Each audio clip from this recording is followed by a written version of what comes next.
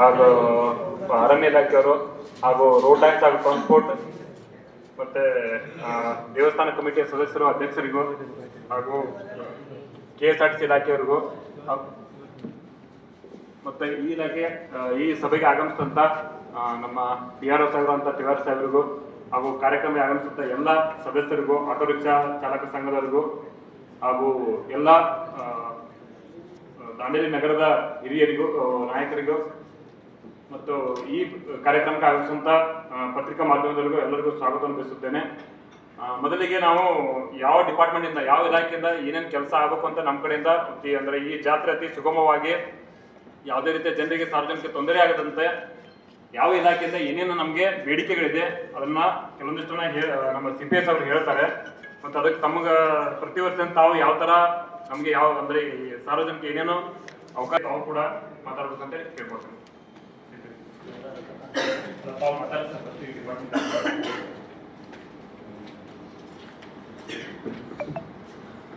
ಎಲ್ಲರಿಗೂ ನಮಸ್ಕಾರ. ದಸರಾ ಹಬ್ಬದ ಶುಭಾಶಯಗಳು. ಗಣೇಶ ಆದಮೇಲೆ ದಸರಾ ಇದು ನಾವು ಮಾಡುವಂಥ ಪರಿಸ್ಥಿತಿ ಅವಕಾಶ ಸಿಕ್ಕಿದೆ ದಾಂಡೇಲಪ್ಪ ಜಾತ್ರೆ ಮಾಡಲಿಕ್ಕೆ ಅಂತೇಳಿ ಖುಷಿ ಇದೆ. ಆದರೂ ಇನ್ನೂ ವೇಟಿಂಗ್ದಾಗಿದೆ. ಆದರೂ ಜಾತ್ರೆಗೆ ಬರ್ತೀವಿ. ಪ್ರತಿ ವರ್ಷದಂತೆ ಈ ವರ್ಷ ಕೂಡ ದಾಂಡೇಲಪ್ಪ ಜಾತ್ರೆ ಮತ್ತು ನಮ್ಮ ಪೇಪರ್ ಮಿಲ್ಲಲ್ಲಿ ನಡೆಯುವಂಥ ರಾವಣನ ನಮ್ಮ ಕಾರ್ಯಕ್ರಮಕ್ಕೆ ಏನು ನಾವು ಬೇರೆ ಇಲಾಖೆಗಳಿಂದ ಕೆಲವು ಏನು ಕರ್ತವ್ಯ ನಿರ್ವಹಿಸಬೇಕು ಅನ್ನೋದು ಒಂದು ಪಟ್ಟಿ ಮಾಡಿದ್ದೀವಿ. ಅದನ್ನು ನಗರಸಭೆ ದಾಂಡೇಲಿ ಯಾರು ಬಂದರೆ ಪೇಪರ್ ಮಿಲ್ ದಾಂಡೇಲಿ ನಮ್ಮ WCPMದವರು ನಮಗೆ ಫಸ್ಟ್ ಆಫ್ ಆಲ್ ಒಂದು ಸ್ವಲ್ಪ ಕ್ಯಾಮ್ರಾಗಳು ಹಾಕಿಸ್ಕೊಡ್ಬೇಕು. ಮೇನ್ ರೋಟು ಕ್ರಾಸ್ ಕೈಲಾಗ ಪ್ಲೇಸ್ ಹೇಳ್ತೀವಿ ಸರ್. ನಾವು ಸ್ವಲ್ಪ ಅದ್ರ ಕ್ಯಾಮ್ರಾಗಳನ್ನು ಗುಣಮಟ್ಟದ್ದು ಹಾಕಿಸ್ಕೊಟ್ರೆ ಒಳ್ಳೆಯದು. ರೆಂಟಲ್ಲಿ ಆಗ್ತದೆ. ಅವತ್ತು ಜಾತ್ರೆಗೆ ಸಂಬಂಧಪಟ್ಟಾಗೆ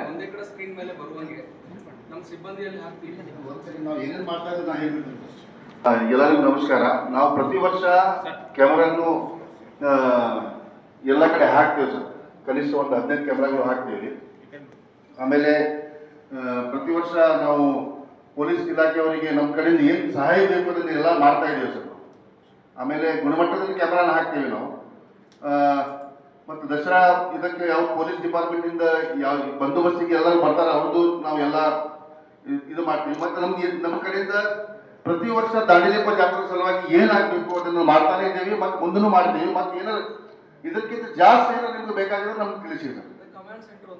ಕಮಾಂಡ್ ಸೆಂಟರ್ ಎಲ್ಲ ಕಡೆ ಇರುತ್ತೆ ಸರ್. ನಮ್ದು ನಾವು ಪೊಲೀಸರು ನೇಮಿಸ್ತಾ ಇದ್ದೀವಿ. ಅಲ್ಲಿ ಅವರು ಅಬ್ಸರ್ವ್ ಮಾಡಲಿಕ್ಕೆ ಒಂದು ಬಶೀರ್ ಕಮಾಂಡ್ ಸೆಂಟರ್ ಅಂದ್ರೆ ನಿಮ್ಗೆ ಟಿವಿ ಬೇಕಾ? ಮಾನಿಟರ್ ಮಾಡಕ್ಕೆ ನಮ್ಮ ಗ್ರೌಂಡ್ದಾಗ ಒಂದು ಇದು ಮಾಡಿರ್ತೀವಿ ಸರ್. ನಾವು ನೀವು ಬೇರೆ ಕಡೆ ಮಾಡ್ಬೇಕಂದ್ರೆ ಬೇರೆ ಕಡೆ ಮಾಡ್ಕೊಡ್ತೀವಿ. ಎಲ್ಲಿ ಸರ್ ಅದು ಹೆಲ್ಪ್ ಡೆಸ್ಕ್ ಬೆಳಗ್ಗೆ ಮತ್ತೆ ಸಂಜೆಗೆ ಅದ ಇದು ಉಪಯೋಗ ಆಗುದಿಲ್ಲ ಸರ್. ನೀವು ಇಲ್ಲೇ ನಮ್ಮ ಗ್ರೌಂಡ್ದಾಗ ನಾವು ಬೆಳಗಿಂದ ಒಂದು ಮಾಡಿರ್ತೀವಿ. ಬೇಕಾದ್ರೆ ನೀವು ಅಲ್ಲಿ ನಿಮ್ದು ಒಂದು ಸಿಬ್ಬಂದಿ 2 ಸಿಬ್ಬಂದಿಗೆಲ್ಲ ಕುಂದಿಸಿದ್ರು ನಡೀತದೆ ಸರ್. ನಮ್ಮ ಗ್ರೌಂಡ್ದಾಗ ಒಂದು ಇದು ಮಾಡಿರ್ತೀವಿ. ಇನ್ನೊಂದು ಬೇಕಂದ್ರೆ ನಾವು ಇಂಟರ್ವ್ಯೂ ಮಾಡ್ಬೋದು. ತೊಂದರೆ ಆಗಿಲ್ಲ ಅಂದ್ರೆ ಎಲ್ಲ ನಾವು ಹೇಳಿದ ಕೆಲಸಗಳು ಮಾಡಿದಾರೆ. ಆದರೂ ಕೂಡ ನಮ್ಗೆ ಹೇಳೋ ಪದ್ಧತಿ ಇದು ಅಷ್ಟೇ. ಅವ್ರು ಮಾಡೇ ಥರ ಮಾಡ್ತಾ ಇರ್ತಾರೆ. ಹೇಳ್ಬೇಕಂತ ಹೇಳ್ಬೇಕು. ನಾವು ಏನು ಮಾಡಿದ್ವು ಅನ್ನೋ ಒಂದು ನಿಮ್ಮ ಪಬ್ಲಿಕ್ಕಿಗೆ ಗೊತ್ತ. ಅವ್ರು ಮಾಡಿದ್ದು ಗೊತ್ತಾಗಬೇಕಲ್ಲ. ಅವ್ರು ಮಾಡಿದ್ದು ನಮ್ಗೆ ಅಷ್ಟೇ ಗೊತ್ತಾಗತ್ತೆ. ಪೊಲೀಸರಿಗೆ ಸಾರ್ವಜನಿಕವಾಗಿ ಏನು ಮಾಡಿರ್ತಾರೆ ಜನಕ್ಕೆ ಗೊತ್ತಾಗಬೇಕಲ್ಲ ಅಂತ. ಅಂದರೆ ಯಾವುದು ಕೂಡ ಸಿಬ್ಬಂದಿ ನೇಮಕ ಸಂಬಂಧ ಯಾವುದು ಕೂಡ ಕಡಿಮೆ ಆಗಿಲ್ಲ. ಸೆಕ್ಯೂರಿಟಿ ಪರ್ಪಸ್ ನಾವು ನೇಮಿಸ್ತೀವಿ. ಅದು ಶಿಫ್ಟ್ ವೈಸ್ ಇರುತ್ತೆ. ನೈಟು ಮತ್ತು ಡೇ ಅದನ್ನು ನಾವು ನಮ್ಮ ಸಿಬ್ಬಂದಿಗೆ ತಕ್ಕಂಗೆ ಅನುಗುಣವಾಗಿ ಹಾಕೊಂಡಿರ್ತೀವಿ. ಇನ್ಕ್ಲೂಡಿಂಗ್ ಆಫೀಸರ್ಸ್ ಇರ್ತಾರೆ. ನಮಗೆ ಸ್ವಲ್ಪ ಟರ್ಮಿನಲ್ ಸಬ್ ಟರ್ಮಿನಲ್ ಸ್ವಲ್ಪ ನಾವು ಅದನ್ನು ಕ್ಲಿಯರ್ ಮಾಡಿಸ್ಬೇಕು. ನಮ್ಮ ಕಡೆ ನಮ್ಮಲ್ಲಾಗಿಲ್ಲ. ಟ್ರಾನ್ಸ್ಪೋರ್ಟರ್ಸ್ ಅವರಿಗೆ ಹೇಳಿ ಆ ದಿವಸ ಒಂದು ದಿವಸ ಬಿಫೋರ್ ಡೇ ಸಾಯಂಕಾಲ ನೆಕ್ಸ್ಟ್ ಡೇ 10 o'clock. ಅಂದ್ರೆ 1 day 24 hours ನೀವು ಅದನ್ನ ಕ್ಲಿಯರ್ ಮಾಡ್ಕೊಡ್ಬೇಕು. ಯಾಕಂದ್ರೆ ನಮ್ದು ಡ್ರಗ್ಸ್ ಮೊಬೈಲ್ 24 hours ನಾವು ಬಂದ್ ಮಾಡಿದ್ವಿ. Yes okay. ನಮ್ಮ ಎಲ್ಲ ಇಲಾಖೆಗಳಿಗೆ ಹೇಳಿದ್ದು ಸ್ವಲ್ಪ ಕೇಳಿ. ರಿಕ್ಷಾಗಳು ಬಂದು ಇಳಿಸಿದ ಮೇಲೆ ಅವುಗಳಿಗೆ ಪಾರ್ಕಿಂಗ್ ವ್ಯವಸ್ಥೆ ಏನಿದೆಯಲ್ಲ ಅವೆಲ್ಲ ಆ ರಿಕ್ಷಾ ಪಾರ್ಕ್ ಮಾಡೋ ಸ್ಥಳ ಗುರುತಿಸಬೇಕು ಮತ್ತು 1 by 1 ರಿಕ್ಷಾ ರಿಟರ್ನ್ ಹೋಗೋದಕ್ಕೆ ವ್ಯವಸ್ಥೆ ಮಾಡಿ. ಸರಿ, ಅದನ್ನ ನಾವು ಇಂದು 2-3 ದಿನದಲ್ಲಿ ಹೇಳ್ತೀವಿ ಅವ್ರಿಗೆ. ಕರ್ಕೊಂಡ್ರೆ ಆಟೋ ರಿಕ್ಷಾ ಏನು ಅಧ್ಯಕ್ಷರು ಇದಾರೆ ಅವ್ರಿಗೆ ಕರ್ಕೊಂಡು ಹೇಳ್ತೀವಿ.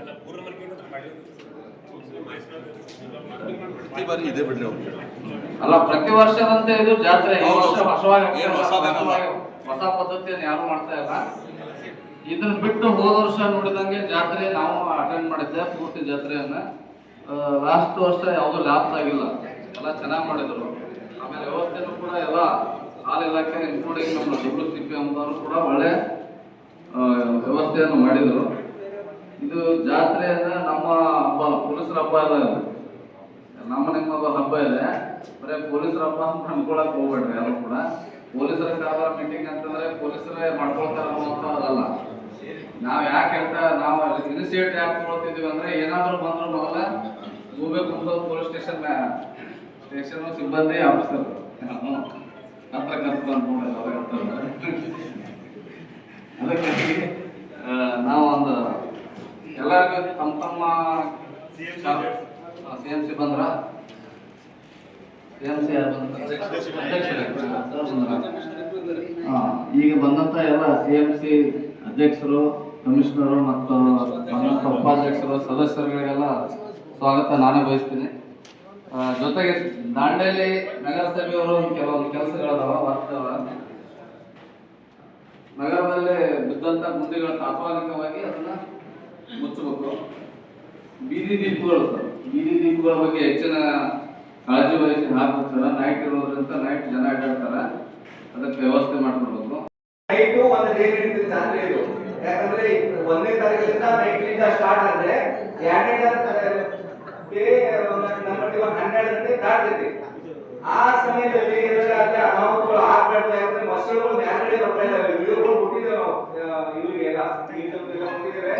ಅದೊಂದು ಸ್ವಲ್ಪ ಜನ ಇದು ಹೆಲ್ಮೆಟ್ ಇದು ಇಂಪಾರ್ಟೆಂಟ್ ಸರ್. ಯಾಕಂದ್ರೆ ಅದು ಸಿಕ್ಕಾಪಟ್ಟೆ ಹೆವಿ ಮಸಳುಗಳು ಬಂದಿದ್ದಾವೆ. ಈಗ ಮೊನ್ನೆ ನಾವು ಒಂದು ಆಕಳ ಒಂದು ಇದು ಮಾಡಿದ್ವಿ, ಅಲ್ಲಿ ನೋಡಿದ್ರೆ ನಿಮ್ಗೆ ಅಟ್ಲೀಸ್ಟ್ ಅದೊಂದು ಇದು ಹೇಳಿದ್ರು ಡಿಪಾರ್ಟ್ಮೆಂಟ್ ಅವ್ರು ಗೊತ್ತಿದ್ದಾರೆ. ಅಲ್ಲಿ ಏನು ಆಗ್ಬಾರ್ದಂತ ಮಕ್ಕಳು ಏನಾದ್ರೆ ನೋಡಿ 2 ಫೀಟ್ ಹೈಟ್ ಇದೆ, ಯಾರು ನುಗ್ಗಿ ಯಾರು ನೋಡಾರೆ ಏನಿದೆ ಮಸಳೆ ಕಾಣ್ತಾ ಇದೆ ಅಂದ್ರೆ ಪ್ರಾಣಿ ಅಂತ ನಾವು ಓಪನ್ ಮಾಡಿದ್ರು ಕೂಡ ಅದು ಏನಿದೆ ಕ್ಲಿಯರ್ ಆಗಿ ನಿಮ್ಗೆ ಗೊತ್ತಿರೋ ವಿಷಯ. ಸೊ ಅದು ಕೂಡ ಡಿಜೆ ಹಂಗಾಯ್ತದೆ ನಂತರ ಅದು ನಿಮಗೆ ಬಿಟ್ಟಿರೋ ವಿಷಯ. ಸೊ ಅದನ್ನ ಕ್ಲಿಯರ್ ಆಗಿ ಓಪನ್ ಆಗಿ ಯಾವ್ದು ಹೇಳಕ್ಕಾಗಲ್ಲ. ಸೊ ಕಾನೂನು ಪ್ರಕಾರ ಏನಿದೆ ಅದು ಪಬ್ಲಿಕ್ ಪ್ಲೇಸ್ ಅಲ್ಲಿ ಹತ್ಯೆ ಮಾಡಿದ್ರೆ ಅದು ತಪ್ಪಾಗುತ್ತೆ. ಅದ್ರ ಬಗ್ಗೆ ಇದು ಮಾಡಕ್ಕಾಗಲ್ಲ. ವಿಸರ್ಜನೆ ಮಾಡ್ತಾರೆ.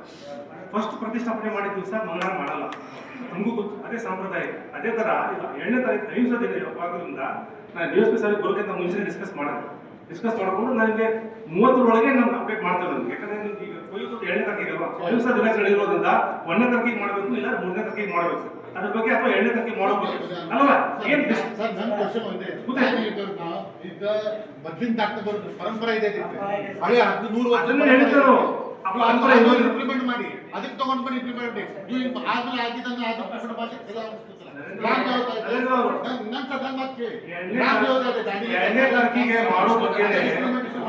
ಉದಾಹರಣೆ ಕೊಟ್ಟೆ.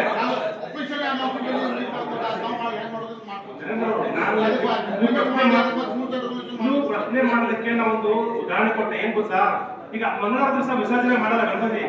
ಫಸ್ಟ್ ವರ್ಷ ಯಾರು ಇರ್ತಾರೆ ಮಂಗಳವಾರ ಮಾಡಲ್ಲ. ಈಗ ಪ್ರತಿ ವರ್ಷ ಯಾರು ಇರ್ತಾರೆ ಮಂಗಳವಾರ ವಿಸರ್ಜನೆ ಮಾಡ್ತಾರೆ. ಅದು ಹೇಳ್ಕೊಂಡಿದ್ದು ಪಾಯಿಂಟ್ ಹೇಳಿದ್ ನಾವು.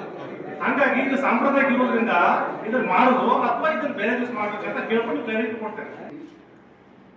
ಎಲ್ಲ ಪರ್ಮಿಷನ್ಗಳು ನಾವು ಈಗಾಗಲೇ ಎಲ್ಲ ಗೌರ್ಮೆಂಟ್ ಪರ್ಮಿಷನ್ ನಾವು ತಗೊಂಡಿದ್ದೀವಿ. ಆದ್ರೆ ಒಂದು ಏನಿದೆ ಅಂದ್ರೆ, ಈಗ ಲಾಸ್ಟ್ ಟೈಮ್ ಬ್ಯಾಂಗ್ಳೂರಲ್ಲಿ RCBದು ಒಂದು ಗೆಲುವು ಆಗಿದ ಮೇಲೆ ಒಂದು ಪ್ರಕರಣ ಆಯಿತು. ಹಾಗಾಗಿ ನಮ್ಮ ಮ್ಯಾನೇಜ್ಮೆಂಟ್ ಸ್ವಲ್ಪ ಅದರ ಬಗ್ಗೆ ಬಹಳ ಸ್ಟ್ರಿಕ್ಟ್ ಆಗಿ ಎಲ್ಲ ಇಲಾಖೆಯವರಿಗೆ ಮತ್ತೆ ಇವರ ಜೊತೆಗಿಂದ ಪರ್ಮಿಷನ್ ತಗೊಂಡ್ರೆ ಮಾತ್ರ ನಿಮ್ಗೆ ಅಲೋ ಮಾಡ್ತೇವೆ ಅಂತ ಹೇಳಿದ್ರು. ನಾವು ಬಹಳ 2 ತಿಂಗಳಿಂದ ನಾವು ಅದ್ರ ಬಗ್ಗೆ ನಮ್ಮ ದಾಂಡೇಲಿ ದೇವಸ್ಥಾನ ನಮ್ಮ ದಾಂಡೇಲಿ ಜಾತ್ರಾ ಬಗ್ಗೆ ನಾವು ಕೆಲಸ ಮಾಡ್ತಾ ಇದ್ದೀವಿ, ನಮ್ಮ ಡಿಪಾರ್ಟ್ಮೆಂಟ್ ಕೆಲಸ ಮಾಡ್ತಾ ಇದೆ. ಮತ್ತು ನಾನು ಈ ಸಂದರ್ಭದಲ್ಲಿ ಎಲ್ಲ ನಮ್ದು ತಹಸೀಲ್ದಾರ್ ಸಾಹೇಬರಿಗೆ, ಪೊಲೀಸ್ ಡಿಪಾರ್ಟ್ಮೆಂಟ್ ಅವರಿಗೆ ಮತ್ತು ಎಲ್ಲರಿಗೂ ನಾನು ಧನ್ಯವಾದಗಳು ಹೇಳ್ತೀನಿ. ಅವರು ನಮಗೆಲ್ಲ ಕೋಆಪರೇಟ್ ಮಾಡಿದ್ದಾರೆ. ಮತ್ತು ಎಲ್ಲರಿಗೂ ನಾನು ಏನು ರಿಕ್ವೆಸ್ಟ್ ಮಾಡ್ತೀನಿ, ದಯಮಾಡಿ ಎಲ್ಲರೂ ನಮ್ಮ ಜೊತೆಗೆ ನಿಂತು ಈ ಪ್ರೋಗ್ರಾಮ್ ಅನ್ನು ಯಶಸ್ವಿ ಮಾಡುವ. ಕೆಲವು ನಾವು ಸೇಫ್ಟಿ ಮೆಜರ್ಸ್ ಸಲುವಾಗಿ ಪೊಲೀಸ್ ಡಿಪಾರ್ಟ್ಮೆಂಟ್ ಜೊತೆಗೆ ಕೂತು ಒಂದು ಮೀಟಿಂಗ್ ಮಾಡಿ ಪ್ರೆಸ್ ಮೀಟ್ ನಾವು ರಿಲೀಸ್ ಮಾಡ್ತೀವಿ. ದಯಮಾಡಿ ಎಲ್ಲರೂ ಕೋಆಪರೇಟ್ ಮಾಡ್ರಿ. ಇದು ನಮ್ಮ ಊರಿನ ಹಬ್ಬ, ಇದು ನಮ್ಮ ಊರಿನ ರಾಮಲೀಲ, ಇದು ನಿಮ್ದು ರಾಮಲೀಲ. ಎಲ್ಲರೂ ಕೂಡಿ ಇದನ್ನು ಸರಿಯಾಗಿ ಮಾಡುವ. ಮತ್ತು ನಾವು ಏನೇನು ಡೈರೆಕ್ಷನ್ಸ್ ಕೊಡ್ತೀವಿ ದಯಮಾಡಿ ಅದನ್ನ ಪಾಲಿಸಿ ಮತ್ತು ಕೋಆಪರೇಟ್ ಮಾಡಿ ಅಂತ ನಾನು ರಿಕ್ವೆಸ್ಟ್ ಮಾಡ್ಲಿಕ್ಕೆ ಬಯಸ್ತೇನೆ. ಮತ್ತೊಂದು ಇಂಪಾರ್ಟೆಂಟ್ ಬಂದೋಬಸ್ತಿಗೆ ಬಂದಿದ್ದೀವಿ ನಾವು ಆಫ್ಟರ್ ಗಣೇಶದಲ್ಲಿ ಎಲ್ಲರೂ ಕೋಆಪರೇಟ್ ಮಾಡಿದ್ರಿ. Thank you for all. ಎಲ್ಲ ಬೋತ್ ಸೈಡ್ ಇಂದ ಕೋಆಪರೇಷನ್ ಇದೆ. ತಾವೆಲ್ಲ ತುಂಬಾ ಉತ್ಸಾಹದಿಂದ ಗಣೇಶ ಗಣೇಶನ ಹಬ್ಬವನ್ನು ಚೆನ್ನಾಗಿ ಮಾಡಿದ್ರಿ. ಎಲ್ಲರಿಗೂ ಧನ್ಯವಾದ ಹೇಳಲಿಕ್ಕೆ ಬಯಸ್ತೇನೆ ನಾನು ಈ ಸಂದರ್ಭದಲ್ಲಿ. ಈಗ ಮತ್ತೊಂದು ದಾಂಡೇಲಪ್ಪ ಜಾತ್ರೆ ಮತ್ತೆ WCPM ಗ್ರೌಂಡ್ಸ್ ಅಲ್ಲಿ ನಡೀತಕ್ಕಂತಹ ಏನು ರಾಮಲೀಲಾ ಉತ್ಸವ ಅಂತ ನಾವು ಕರೀತಾರೆ, ಆ ಬಂದೋಬಸ್ತಿಗೆ ಎರಡೂ ಒಂದೇ ದಿವಸ ಬರುತ್ತೆ. ಪ್ರತಿ ವರ್ಷ ಸಾಂಪ್ರದಾಯಿಕವಾಗಿ ನಡ್ಕೊಂಡ್ ಬಂದಿರತಕ್ಕಂಥದ್ದು, ತಲೆ ತರಾಂತರ ನಡ್ಕೊಂಡ್ ಬಂದಿರತಕ್ಕಂಥದ್ದು ಪ್ರತಿ ವರ್ಷ ಆಗ್ತಕ್ಕಂಥದ್ದು. ಅದು ಏನು ರೆಗ್ಯುಲರ್ ಎಕ್ಸರ್ಸೈಸ್ ಆಗಿದೆ ಪ್ರತಿ ವರ್ಷದ. ಆ ಬಂದೋಬಸ್ತಿಗೆ ನಾವು ಅರೇಂಜ್ಮೆಂಟ್ ಮಾಡ್ಕೊಂತೀವಿ. ನಾವೇ ಮುನ್ನುಡಿಯಾಗಿ ಪೊಲೀಸ್ ಡಿಪಾರ್ಟ್ಮೆಂಟ್ ಅವರೇ ಇನಿಷಿಯೇಟಿವ್ ತಗೊಂಡ್ಬಿಟ್ಟು ಎಲ್ಲ ಡಿಪಾರ್ಟ್ಮೆಂಟ್ ಕರೆದ್ಬಿಟ್ಟು ಸಭೆ ಮಾಡ್ತಾ ಇದ್ವಿ, ಪೂರ್ವ ಸಭೆಯನ್ನ ಮಾಡ್ತಾ ಇದ್ವಿ.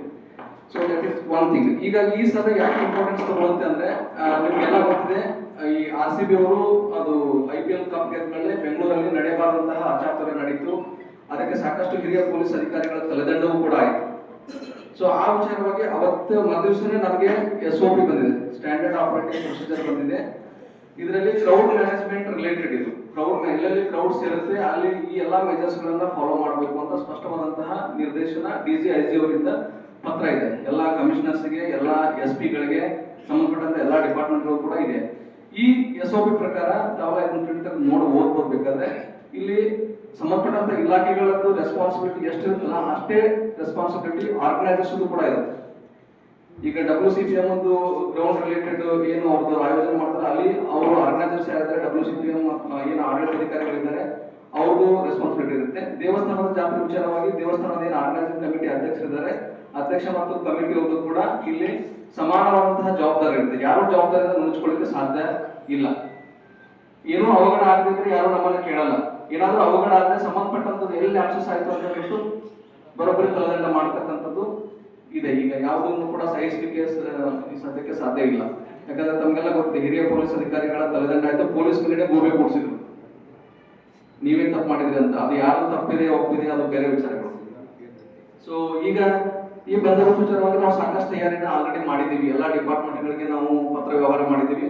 ಆ ಪತ್ರದಲ್ಲಿ ಕ್ಲಿಯಾರಿಟಿ ಇರಬೇಕಾಗುತ್ತೆ. ಕಿರಣ್, ಒಂದು ಇನ್ಸ್ಟ್ರಕ್ಷನ್ಸ್ ವೆರಿ ಕ್ಲಿಯಾರಿಟಿ ಇರಬೇಕಾಗುತ್ತೆ. ಜನರಲ್ ಆಗಿ ಯಾವುದೇ ಕಾರಣಕ್ಕೂ ಇಲ್ಲ, ಇಂಥದ್ದಲ್ಲೇ ಕೆಲಸ ಆಗಬೇಕು. CCTV ಹಾಕ್ಬೇಕು ಅಂದ್ರೆ ಇಂಥಲ್ಲೇ ನಾವು ಹೇಳ್ತಾ ಇದ್ದೀವಿ, ಇಂಥಲ್ಲೇ ಹಾಕ್ಬೇಕು. ಪ್ಲೇಸ್ ಅನ್ನ ಮೆನ್ಷನ್ ಮಾಡ್ಬಿಟ್ಟು ಬೇಕಾದ್ರೆ ಮತ್ತೊಂದ್ಸಲ ಲೆಟರ್ ಕೊಟ್ಟರೆ ಏನು ತಪ್ಪಿಲ್ಲ, ಕರೆಕ್ಟಾಗಿ ಹಾಕ್ಬೇಕಾಗುತ್ತೆ.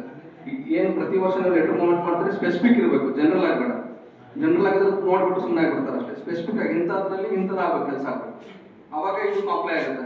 ನಾವು ಇದಕ್ಕೆ ಕಂಪ್ಲೈನ್ಸ್ ರಿಪೋರ್ಟ್ ಅನ್ನು ಕಳಿಸಬೇಕಾಗುತ್ತೆ. ಇದಕ್ಕೆ ಪಾಲನಾ ವರದಿ, ಪ್ರತಿಯೊಂದು ಪಾಯಿಂಟ್ ನಾವು ಪಾಲನಾ ವರದಿ ಕಳಿಸಬೇಕಾಗುತ್ತೆ SP ಅವರಿಗೆ. ನಾವು ಇಂಥದ್ದು ಮಾಡಿದ್ದೀವಿ ಸರ್, ಇದು ನಮಗೆ ಸಂಬಂಧಪಡುತ್ತೆ, ಇಂಥದನ್ನ ಮಾಡಿದ್ದೀವಿ ನಾವು ಅಂತ ಇದಕ್ಕೊಂದು ಕಂಪ್ಲೇಂಟ್ಸ್ ರಿಪೋರ್ಟ್, ಪಾಲನಾ ವರದಿ ಅಂತ ನಾವು ಪೊಲೀಸಲ್ಲಿ ಅಂತೀವಿ. ಪಾಲನಾ ವರದಿಯನ್ನು ಕಂಪಲ್ಸರಿ ಆಗಿ ನಾವು ಕೊಡಬೇಕಾಗುತ್ತೆ. ಈಗ ನಾನು ಸ್ಟ್ರೆಸ್ ಮಾಡಿ ಹೇಳ್ತಕ್ಕಂಥದ್ದು CCTV ನಮ್ದು ಬಹಳ ಇಂಪಾರ್ಟೆಂಟ್ ಇದೆ. ಪ್ರತಿ ಸಲ CCTV ಹಾಕ್ತಾ ಇದ್ದೀವಿ, ನೀವು ಕೂಡ ಹಾಕ್ತಾ ಇದ್ರಿ, ನೀವು ಕೂಡ ಹಾಕ್ತಾ ಇದ್ರಿ. ಈ ಸಲ ಒಂದು ಹೊಸದಾಗಿ ಕಮಾಂಡ್ ಸೆಂಟರ್ ಅಂತ ಒಂದು ಕೋಣೆಯಲ್ಲಿ ಅದೆಲ್ಲ ಡಿಸ್ಪ್ಲೇ ಹಾಕಬೇಕು. ನಮ್ಮಲ್ಲಿ ಏನ್ ನಡೀತಾ ಇದೆ ಅಂತ ನಮ್ಮ ಸಿಬ್ಬಂದಿ ಕಂಪ್ಲೀಟ್ ಆಗಿ ಅಬ್ಸರ್ವ್ ಮಾಡ್ತಾರೆ. ಏನಾದರೂ ಇದ್ರೆ ಇಮಿಡಿಯೇಟ್ಲಿ ಸಂಬಂಧಪಟ್ಟಂತ ಅಧಿಕಾರಿ ಸಿಬ್ಬಂದಿಗಳ ಗಮನಕ್ಕೆ ತಗೊಂಡ್ಬರ್ತಾರೆ. ಅಲ್ಲಿ ರೆಮಿಡಿಯಲ್ ಮೆಜರ್ಸ್ ತಗೊಳ್ಳಕ್ಕೆ ನಮಗೆ ಸಾಧ್ಯ ಆಗುತ್ತೆ. ಇನ್ನು ಕಮಾಂಡ್ ಸೆಂಟರ್ ಅಂದ್ರೆ ಅಲ್ಲಿ ಒಂದು ಮೈಕ್ ಇರಬೇಕು. ನಾವು ಇಲ್ಲಿಂದನೇ ಮೈಕ್ ಮುಖಾಂತರ ನಿರ್ದೇಶನ ಕೊಡ್ತಕ್ಕಂಥದ್ದು ಕೂಡ ಕೆಲವೊಂದು ಕಡೆ ಜಾತ್ರೆಗಳಲ್ಲಿ ಮಾಡ್ತಾ ಇದ್ದಾರೆ. ನಾವು ಇಲ್ಲಿ ಅಲ್ಲಿ ಅಬ್ಸರ್ವ್ ಮಾಡ್ತೀವಿ, ಅಲ್ಲಿ ಏನೋ ನಡೀತಾ ಇದೆ, ಸಂಬಂಧಪಟ್ಟ ಸಿಬ್ಬಂದಿಗೆ ನಾವು ಅಲ್ಲೇ ಅನೌನ್ಸ್ ಮಾಡಿ ಹೇಳ್ತೀವಿ, ಅದ್ರಲ್ಲಿ ಕೇಳಿಸುತ್ತೆ. ಆ ಥರ ಕಮಾಂಡ್ ಸೆಂಟರ್ ಕೂಡ ಮಾಡ್ಲಿಕ್ಕೆ ಅವಕಾಶ ಇದೆ. ಆ ಥರದ್ದು ಕೂಡ ಮಾಡಬಹುದು, ಇನ್ನು ಎಫೆಕ್ಟಿವ್ ಆಗಿ ಕೆಲಸ ಮಾಡುತ್ತೆ ಅಂತ. ಇನ್ನು ಉಳಿದ ಎಲ್ಲ ಅರೇಂಜ್ಮೆಂಟ್ಗಳನ್ನು ನಾವು ಮಾಡ್ಕೋತೀವಿ. ನಾವು ಪೊಲೀಸ್ ಸಿಬ್ಬಂದಿನ ಹೊರಗಡೆಯಿಂದ ಕರೆಸ್ತೀವಿ. ಎಷ್ಟು ನಮ್ದು ಲೆಕ್ಕಾಚಾರ ಇದೆ, ನಮ್ದು ಪ್ರಾಪರ್ ಪ್ಲಾನ್ ಇರುತ್ತೆ. ಎಲ್ಲ ಪ್ಲಾನ್ ಕೂಡ ನಮ್ಮ ಪೇಪರ್ ಮೇಲೆ ನಾವು ಬರೆದಿರ್ತೀವಿ. ಅದರ ಪ್ರಕಾರ ನಾವು ಸಿಬ್ಬಂದಿನ ಹಾಕ್ಬಿಟ್ಟು ಬಂದೋಬಸ್ತನ್ನು ಮಾಡಿಸ್ತೀವಿ. 2 KSRP ವೆಹಿಕಲ್ಸ್ ಕೂಡ ಬರುತ್ತೆ ನಮಗೆ. ಫೋರ್ಸ್ ಸ್ಟ್ರೈಕಿಂಗ್ ಫೋರ್ಸ್ ಕೂಡ ನಮ್ಮ ಹತ್ರ ಇರುತ್ತೆ. ನಂತರದಲ್ಲಿ ನೋಡಿ, ಇಲ್ಲಿ ಎಲ್ಲ ಡಿಪಾರ್ಟ್ಮೆಂಟ್ ಕೋಆರ್ಡಿನೇಟ್ ಮಾಡಬೇಕಾಗ್ತದೆ. ಒಂದ್ ಸೈಡ್ ಫಾರೆಸ್ಟ್ ಡಿಪಾರ್ಟ್ಮೆಂಟ್ ಹೇಳ್ತಾರೆ, ಪ್ರೊಕೋಟಲ್ ಲಿಸ್ಟ್ ನಾನು ಒಂದೇ ಅಂತ ಅನ್ಕೊಂಡಿದ್ದೆ, ಬಟ್ 2-3 ಕಡೆ ಮೆನ್ಷನ್ ಆಗ್ತಾ ಇದೆ. ಈಗ ಪಬ್ಲಿಕ್ ಕಡೆಯಿಂದ ಅಲ್ಲಿ ಸ್ಕೂಲ್ ಹಿಂಬದಿ ಅಂತ ಹೇಳಿದ್ರು, ಮತ್ತೆ ಅಲ್ಲಿ ನಾಲ್ಮಟ್ಟಿ ಬ್ರಿಡ್ಜ್ ಅಂತ ಹೇಳಿದ್ರು. ಮೇನ್ ಅಲ್ಲಿ WCPM 3ನೇ ಗೇಟ್ ಅಂತ ಕೂಡ ಬ್ರಿಡ್ಜ್ ಇದೆ. ಪ್ರಾಪರ್ ಆಗಿ ಏನು ಬ್ಯಾರಿಕೇಡಿಂಗ್ ಇದೆ, ಅಲ್ಲಿ ಸ್ಟ್ರಾಂಗ್ ಬ್ಯಾರಿಕೇಡ್ ಅಚ್ಚುಕಟ್ಟಾಗಿ ಮಾಡ್ತಕ್ಕಂಥದ್ದು ಮಾಡ್ಬೇಕು. ಸುಮ್ಮನೆ ನಾರ್ಮಲ್ ಆಗಿ ದಯವಿಟ್ಟು ಮಾಡ್ಬೇಕು. ಅದು ಏನೂ ಆಗಲ್ಲ ಏನಾದ್ರೆ ಆಯ್ತು ಅಂದ್ರೆ ಬರೋಬ್ಬರಿ ನಿಂತಲೆಗೆ ಬರ್ತದೆ, ನೀವೇ ಸಂಬಂಧಪಟ್ಟವರು. ಇನ್ನು ಉಳಿದೆಲ್ಲ ಡಿಪಾರ್ಟ್ಮೆಂಟ್ CMs ಕೋಆಪರೇಟ್ ಮಾಡ್ತಾ ಇದ್ದಾರೆ. ಲೋಕಲ್ ಪಂಚಾಯತ್ ಬೇರೆ ಮತ್ತೆ ರೆವಿನ್ಯೂ ಕಡೆಯಿಂದ ಸಾಕಷ್ಟು ನಮಗೆ ಕೋಆಪರೇಷನ್ ಸಿಗ್ತಾ ಇದೆ. ಸೊ ನಾವು ಯಾಕೆ ಎಲ್ಲದಕ್ಕೂ ಮುಂದುವರಿಸಿದ್ರೆ ಎಲ್ಲ ನಾವೇ ಯೂನಿಫಾರ್ಮ್ ಹಾಕಿದೀವಿ, ಸ್ಟಾರ್ ಹಾಕಿದೀವಿ, ಎಲ್ಲರೂ ನಮ್ಮನೆ ಹಿಡ್ಕೊಂತಾರೆ. ಸೊ ಅದಕ್ಕೆ ನಾವು ರೆಸ್ಪಾನ್ಸಿಬಿಲಿಟಿ ತಗೊಂಡು ಬೇರೆ ರೆಸ್ಪಾನ್ಸಿಬಿಲಿಟಿ ಹಂಚ್ಬಿಟ್ಟು ಕೆಲಸ ಮಾಡಿಸಿ ಏನೋ ಆಗದೆ ಇರೋದಂಗೆ ನೋಡ್ಕೊಳ್ತಕ್ಕಂಥ ಪರಮ ಜವಾಬ್ದಾರಿ ನಮ್ಮ ಮೇಲೆ ಇದೆ. ಇನ್ನು ದಾಂಡಿಯಾ ರಿಲೇಟೆಡ್ ಡಿಸ್ಕಸ್ ಆಯ್ತು. ದಾಂಡಿಯಾ ರಿಲೇಟೆಡ್ ನಾವು ಮತ್ತೊಂದ್ಸಲ ಎಲ್ಲ ದಾಂಡಿಯಾದು ಮೀಟಿಂಗ್ ಕರಿತೀವಿ. ಅಲ್ಲಿ ನಮ್ಮ ನಿರ್ದೇಶನ ಏನಿದೆ, ಸರ್ಕಾರದ ರೂಲ್ಸ್ ಏನಿದೆ, ಅದರ ಪ್ರಕಾರ ನಾವು ಕ್ರಮ ಮಾಡ್ತೀವಿ. ಅದು ಒಂದು ಗೊತ್ತಿರಲಿ, ಕಾನೂನು as per supreme court guidelines ಅದು ಸೌಂಡ್ ರಿಸ್ಟ್ರಿಕ್ಷನ್ಸ್ 10 ಗಂಟೆಗೆ ಕ್ಲೋಸ್ ಆಗುತ್ತೆ. ದಯವಿಟ್ಟು ಅದಕ್ಕೆಲ್ಲ ಕೋಆಪರೇಟ್ ಮಾಡಬೇಕು. ಪಬ್ಲಿಕ್ ಪ್ಲೇಸ್ ಅಲ್ಲಿ 10 ಗಂಟೆ ನಂತರ ಸೌಂಡ್ ಹಚ್ಚಲಿಕ್ಕೆ ಅವಕಾಶ ಇಲ್ಲ. ನೀವು ಸೌಂಡ್ ಹಚ್ಬೋದು, ಎಲ್ಲಿ ಹಚ್ಬೋದು, ಇನ್ಸೈಡ್ ದಿ ಹಾಲ್. ಇಲ್ಲಿ ಯಾವ್ದೋ ಬರ್ತ್ಡೇ ಪಾರ್ಟಿ ಮಾಡ್ತಾರೆ, ಇಲ್ಲಿ ಹಾಲ್ ಒಳಗಡೆ ಇದೆ ಅಂದ್ರೆ ನೀವು 10 ಗಂಟೆ ಯಾಕೆ ರಾತ್ರಿ ಪೂರ್ತಿ ಹಚ್ಕೊಳ್ಳಿ, ವಿತ್ ಲಿಮಿಟೆಡ್ ಸೌಂಡ್ಸ್ ಹಚ್ಕೊಳ್ಳಿ. ಬೇರೆ ತೊಂದರೆ ಆಗ್ತಿರೋ ನೋಡ್ಕೊಂಡ್ರೆ ಸಾಕು. Within the 4 walls of the premises ಹಚ್ಬೋದು ಸೌಂಡ್ 10 ಗಂಟೆ ನಂತರ. ಪಬ್ಲಿಕ್ ಪ್ಲೇಸ್ ಅಲ್ಲಿ ಹಚ್ಚಲಿಕ್ಕೆ ನಿಯಮಗಳಲ್ಲಿ ಅವಕಾಶ ಇಲ್ಲ. ಸೊ ಇಷ್ಟು ಹೇಳಿಕ್ ಬಯಸ್ತೀನಿ ನಾನು. ಎಲ್ಲಾ ಡಿಪಾರ್ಟ್ಮೆಂಟ್ ಮತ್ತೊಂದ್ಸಲ ಕೋಆರ್ಡಿನೇಷನ್ ಅನ್ನ ಬಯಸ್ತಾ ಇದ್ವಿ ನಾವು. ಎಲ್ಲರೂ ಕೋಆರ್ಡಿನೇಷನ್ ಮಾಡಿಬಿಟ್ಟು ಈ ಸಲ ಇರ್ತಕ್ಕಂತಹ ಏನು WCPM ರಾಮಲೀಲಾ ಉತ್ಸವ ಮತ್ತೆ ಅದೇ ರೀತಿಯಾಗಿ ದಾಂಡೇಲಪ್ಪ ಜಾತ್ರೆಯನ್ನ ವಿಜೃಂಭಣೆಯಿಂದ, ವೈಭವಿತವಾಗಿ, ಶಾಂತಿಯಿಂದ, ಸಮಾಧಾನದಿಂದ ಮಾಡಿ ನಾವೆಲ್ಲ ಖುಷಿ ಪಡೋಣ ಅಂತ ಹೇಳ್ತಾ ತಮಗೆಲ್ಲ ಮತ್ತೊಮ್ಮೆ ನಮಸ್ಕಾರ ಹೇಳ್ತಾ ನನ್ನ ಮಾತನ್ನು ಮುಗಿಸ್ತೀನಿ. ಎಲ್ಲ ಇಲಾಖೆಗಳಿಂದ ಬರುತ್ತೆ, ಎಲ್ಲ ಅಧಿಕಾರಿಗಳು, ಮಾನ್ಯ ಹಿರಿಯ ಅಧಿಕಾರಿಗಳಿಗೂ ಹಾಗೂ CM ಕ್ಷೇತ್ರ ಬರುತ್ತೆ ಎಲ್ಲ ಅಧ್ಯಕ್ಷ, ಉಪಾಧ್ಯಕ್ಷ, ಸದಸ್ಯರುಗಳಿಗೆ ಹಾಗೂ ಈ ಕಾರ್ಯಕ್ರಮಕ್ಕೆ ಆಗಮಿಸಿದಂಥ ದೇವಸ್ಥಾನದ ಕಮಿಟಿಯವರಿಗೂ, ಗ್ರಾಮ ಪಂಚಾಯತಿ ಅಧ್ಯಕ್ಷರು, ಸದಸ್ಯರಿಗೂ ಹಾಗೂ ಎಲ್ಲರಿಗೂ ಟ್ರಾನ್ಸ್ಪೋರ್ಟ್ದವ್ರಿಗಾಯ್ತು, ಆಟೋದವ್ರಿಗಾಯ್ತು, ಎಲ್ಲರಿಗೂ ವಂದನೆ ಸಲ್ಲಿಸುತ್ತಾ ಈ ಕಾರ್ಯಕ್ರಮವನ್ನು ಮುಗಿಸ್ತೇನೆ.